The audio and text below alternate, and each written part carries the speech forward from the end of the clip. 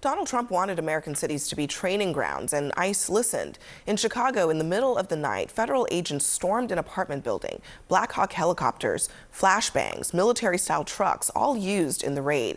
Now, witnesses say everyone was detained, no matter their status. Children were zip-tied together, separated from their parents. And the feds say that they arrested dozens of gang members. Also in the city, Charlie Kirk's group was given a front row seat to a raid inside a Walmart.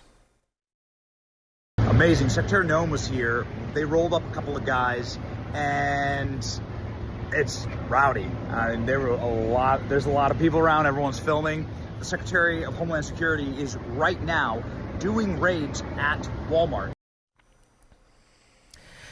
So as forewarned, I mean, we have a situation in which American cities are at the center of this ICE crackdown, and there's indiscriminate use of force against Americans, non-Americans, people here legally, people here illegally. And on the right, nobody seems to care. In fact, they love it. I saw a video from a local station in Chicago, and residents of a community there were describing an ICE raid and like what they saw.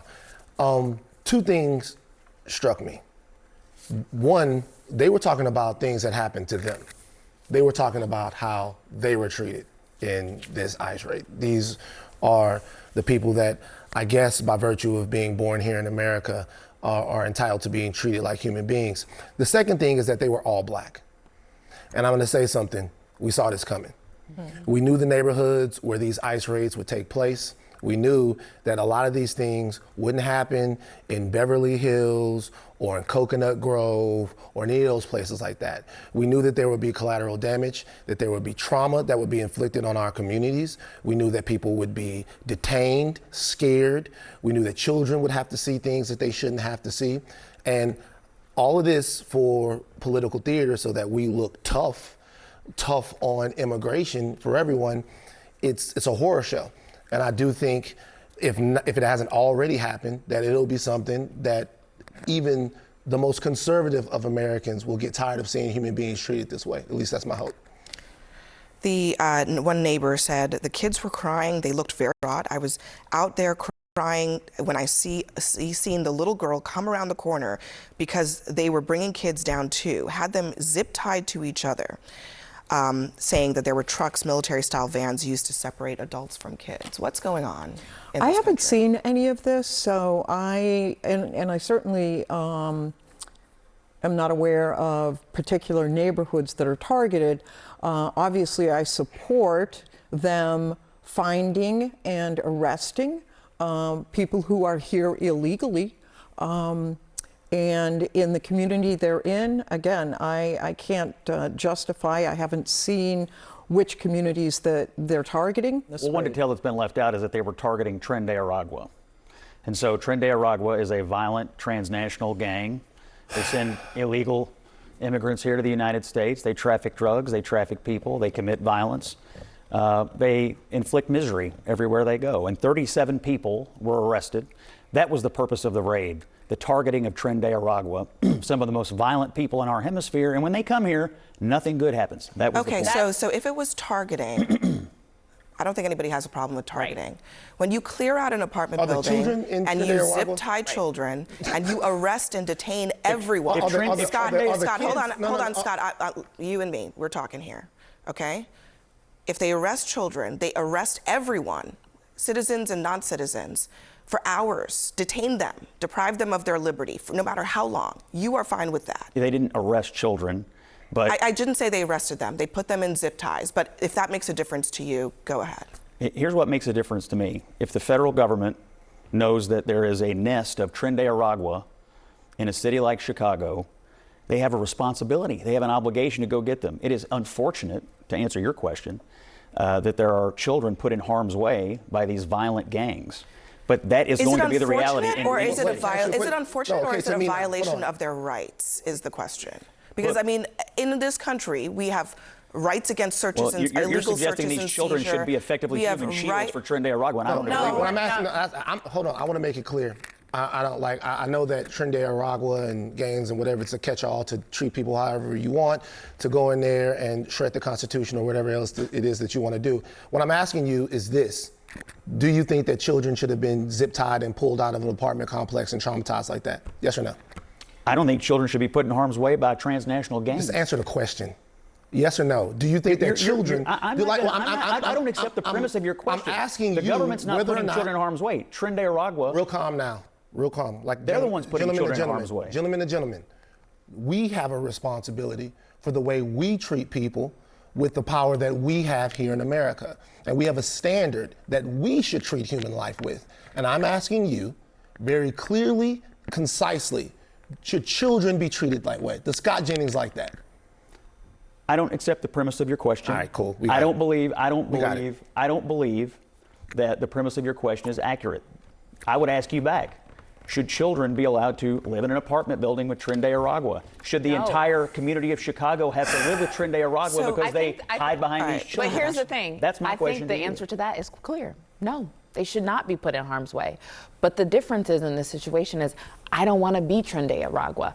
I don't want my law enforcement to act like Tren de Aragua. That is the distinction. You don't want to leave it? Do you just want to leave it and say, well, they have kids in there, let's just move on? No, but can't law enforcement figure out a way? I don't think this is the first time children have been in an environment where dangerous people have been around them. And I'm most certain that in most of those circumstances, those children aren't zip tied and carried out like animals.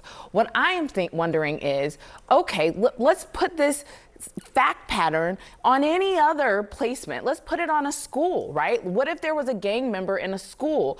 And by this calculation, it would seem like the children in the school, in order to get that one gang member or two gang members, would get. It's not one gang member. It's 37 well, people in an apartment let's say there's building. 5. It's a large apartment building. That's part of the fact pattern here. I mean, here's another one from our reporting. Tenants said it appears everyone in the building was detained by federal officers, including U.S. citizens. It was scary, said one, because I had never had a gun in my face. That person lives in the building. They asked my name and my date of birth and asked me, did I have any warrants? I told them, no, I didn't. Fisher, this person says, she was handcuffed anyway before being released around 3 a.m. and was told anyone with outstanding warrants, even if it was unrelated to immigration, would not be released. So people live in apartment buildings all over this country. I promise that. Is that where we're hold on, wait a second. Should I just go to an apartment building and hide? Wait, I'm talking about the way that citizen of this country was treated. By the way, I just want to be clear. I think that everybody that's created in the image of God should be treated with respect. And I thought that part of the American ideal was that, but that's gone. I promise y'all will still be invited to Mar-a-Lago if you say that it is wrong that children were zip-tied and that American people, American citizens, were detained without any warrant or suspicion. Briefly detained? In an effort to get 37 Tren de Aragua members? So tell me. What you're suggesting is that no enforcement can take place. Would you be okay being detained so that the gang members, would you be okay with your rights being violated and you be held until 3 a.m. with your family member not knowing why? Is that okay? Because that's not okay with me. Everybody here seems to believe that if you're Tren de Aragua, you can go hide in an apartment building, and because there are other people there, you just get to be left alone. That is not a reasonable enforcement position. There's another option here, and it's actually an option that's utilized by law enforcement every single day in this country. When they are looking for violent people, they go look for those violent people. They do not subject the people around those violent people who have nothing to do with them with arrest, with guns in their faces, with being searched, with being zip-tied and handcuffed and detained.